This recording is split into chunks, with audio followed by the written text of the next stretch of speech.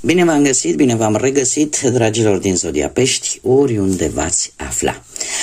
Iată-ne din nou împreună la o nouă lectură, de data aceasta pentru perioada cuprinsă între 20-26 octombrie, așa că toți cei care aveți soarele, luna, Venus, ascendentul sau oricare alt aspect astral important pentru voi din harta voastră natală și care are legătură cu Zodia Pești, această lectură este de asemenea și pentru voi. Ca de fiecare dată nu uitați, este o lectură generală, așa că vă rog să luați decât acele mesaje care rezonează cu voi.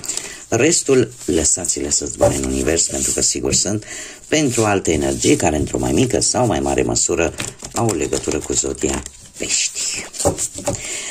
Și haideți să începem această lectură punând întrebarea oracolului Lenormand. Care este situația importantă de știut pentru dragii mei din Pești în perioada 20-26 octombrie? Ce trebuie voi să știți?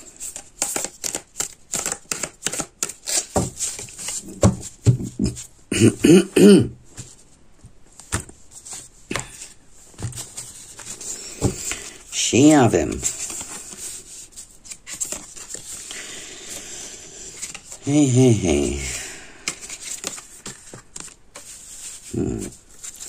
Da, dragilor,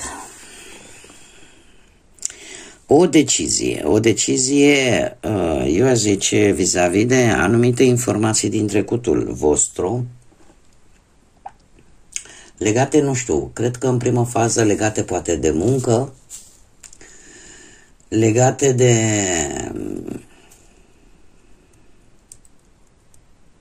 ar putea fi vorba chiar și de un avocat, un detectiv, ceva pe partea asta, niște informații care deocamdată nu vă sunt revelate, nu vă sunt arătate și care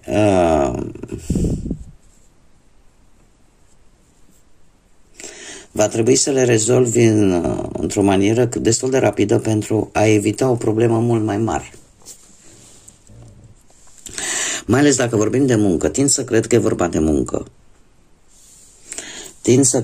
de muncă. Un posibil dezacord pe care va trebui să-l rezolvați, dar care ține foarte mult de niște informații. De niște informații care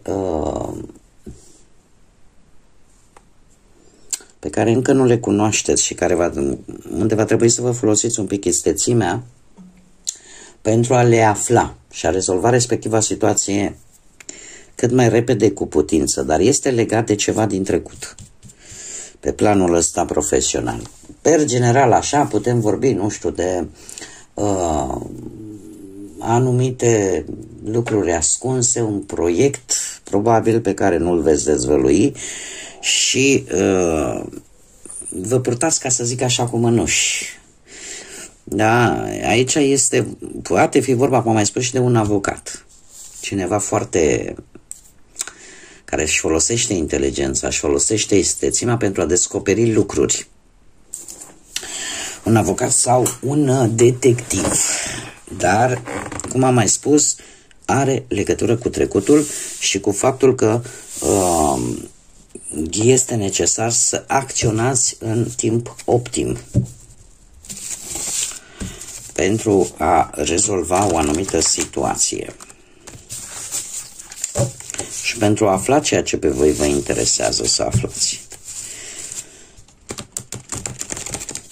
Haideți să vedem ce ne spune tarotul. Ce vine pentru dragii mei din Pești în perioada 20-26 octombrie, atât pe plan profesional, financiar sau sentimental. Să vedem.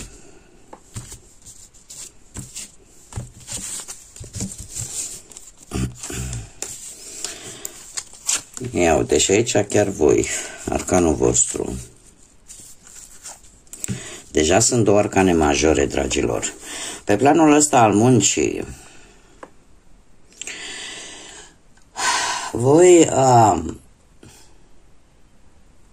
sunteți într-un moment în care intuiția se pare că funcționează și, nu știu, probabil că în urma unui telefon Ori va trebui să vă împărțiți între două joburi, ori pur și simplu veți încerca într-o oarecare măsură să împăcați, ca să zic așa, și capra și varsa pe planul ăsta profesional. În sensul că unii dintre voi ați depus un efort destul de mare pentru a obține poate un job. Totuși aici cineva alterează, ca să zic așa, conviețuirea la locul de muncă. Poate altera pur și simplu printr-o prejudecată.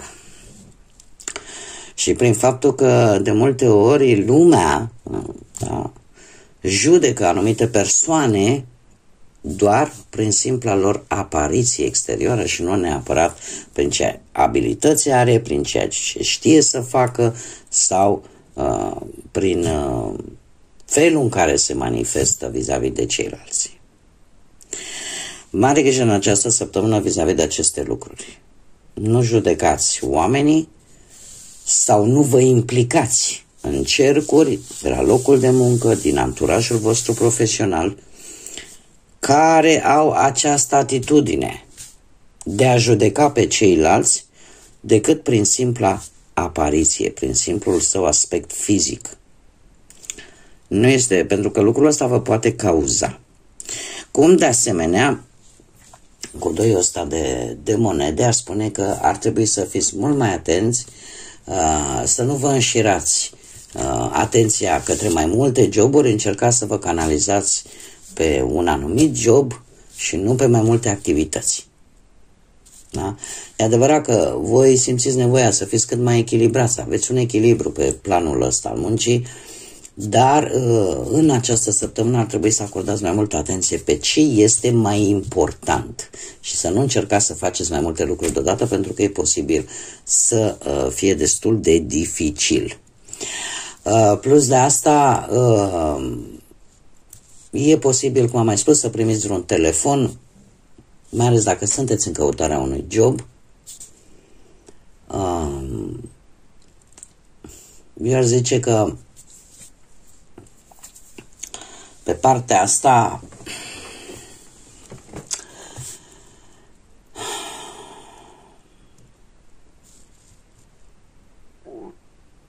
e o șansă destul de pozitivă.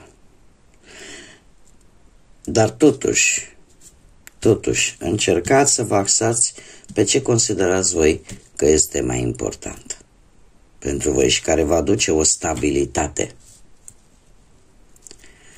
Cam asta este. Sunteți un pic, se pare că intuiția aveți, pentru că e arcanul vostru major. Dar în același timp, bine ar fi să, nu știu, per total, așa ca și concluzie, nu e o săptămână foarte bună să luați decizii foarte importante, ca să zic așa, din punct de vedere profesional. De ce? Pentru că lucrurile, cum am mai spus, pot apărea tot felul de situații în care să vă bage și pe voi, chiar dacă voi poate nu ziceți nimic, chiar dacă voi să fie niște situații un pic deranjante, un pic nocive pentru voi în mod special, mai ales la locul de muncă. Încercați totuși, nu participați la tot ceea ce voi considerați că nu este corect, nu este bine. Și chiar dacă apare o altă șansă de un alt job sau o altă ofertă, totuși cântăriți bine ceea ce este important pentru voi, care vă poate oferi o stabilitate în primă fază.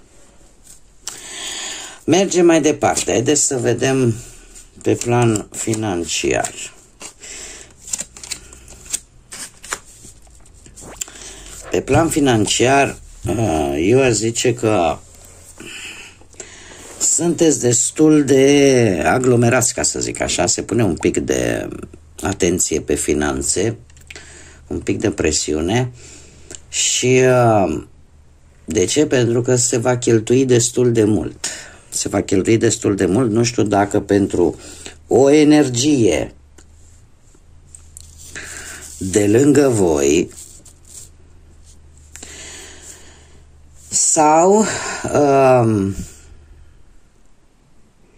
pe anumite probleme care s-au ivit în viața voastră. Nu știu dacă au legătură cu alte zodii de apă, la fel ca și voi, Rac, Pești sau Scorpion, sau pur și simplu voi sunteți cei care ați avut ceva de cheltuit. Nu știu. A fost o cheltuială destul de măricică pe care voi ați făcut-o emoțional, cu implicare emoțională, nu știu. Că ați vrut să ajutați pe cineva, v-a fost milă de cineva și ați ajutat, iar lucrul ăsta a pus un pic de presiune totuși pe finanțele voastre. Dar din câte văd aici cu magicianul, sunteți totuși, există șansa să mai câștigați și ceva bănuți în plus în această săptămână și să vă mai ușureze un pic din toată această greutate.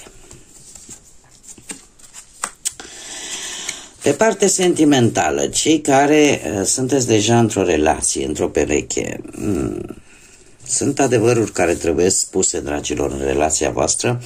Am zodii de pământ, Taur, Fecioară, Capricorn și mai am de asemenea și zodii de foc, Berbec, Leu, Săgetător. Asta ce îmi spune că încă de la începutul acestei perioade, cumva, sunt lucruri care trebuie clarificate. Sunt lucruri unde e nevoie de un dialog sincer, de un dialog rațional, în așa fel încât lucrurile oarecum să se schimbe în relația voastră. Avem un paș de monede. Un paș de monede care îmi vorbește de noi începuturi, de un nou reînceput, care îmi vorbește de posibilitatea ca, cum să spun eu, mai ales dacă există iubire, ca relația să capete un nou impuls. Da? Și de, mai ales, eu aș zice pentru cei în care relația este relativ de puțină vreme formată, e un semn bun. E un semn bun, asta înseamnă că merge pe drumul cel bun. Dar chiar și pentru ceilalți există această posibilitate a dialogului sincer, onest și mai ales dacă există și iubire, dacă există sentiment, există șansa unui nou început. Într-adevăr, aici este o situație în care ceva trebuie spus, ceva trebuie dezvăluit. De asemenea, cu această regină de bâte, nu știu dacă unii dintre voi poate aveți un ascendent într-o zodie de foc, Berbec, Leu sau Săgetător, asta îmi vorbește de ideea de a... Avem două variante aici. Ori voi sunteți mult mai pasionali și chiar dacă sunteți ușor mai dominanți, ca să zic așa, dar încercați să puneți mereu câte ceva în relația voastră, în așa fel încât relația să fie mult mai întărită, mult mai bună, da, să evolueze, sau chiar puteți afla vestea, nu pentru toată lumea, desigur, că veți avea un nou membru în familie, iar lucrul ăsta să întărească cumva și mai mult relația. Dar, de asemenea, putem vorbi cu această regină de bâte, putem vorbi de interacțiunea, sau mai bine zis, cineva care poate fi, cum să spun eu, să aibă un rol ori benefic, ori malefic, ca să zic așa, pentru relația voastră.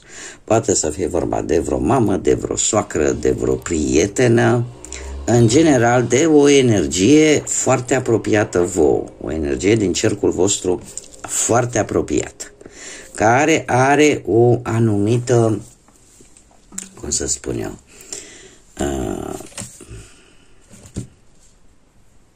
vai ce lapsus am, influență, care are o anumită influență vis-a-vis de relația voastră. Poate să fie pozitiv sau poate să fie negativ. Aici de voi rămâne la latitudinea voastră să apreciați. Dar este într-adevăr cineva care poate ajuta relația sau, din contră, nu va face tocmai bine. Mergem mai departe, cei care sunteți singuri. Voi, cei care sunteți singuri.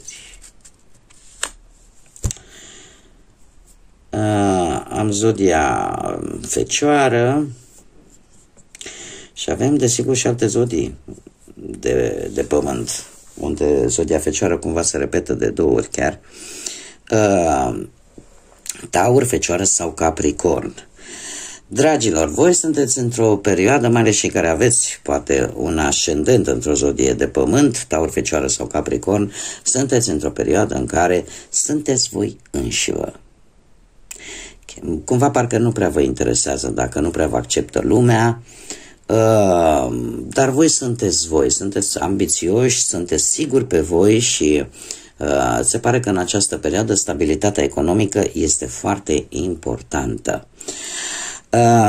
De asemenea, faptul că avem și puznicul, sunteți un pic mai singuratici în această perioadă, poate că aveți planuri strict numai pentru voi, nu e neapărat un soi de egoism, ci pur și simplu încercați să fiți cât mai liniștiți, încercați să fugiți cât mai mult de acest zgomot cotidian și asta pentru că e ceva care vă frământă, e ceva care nu vă dă pace și care vă rănește.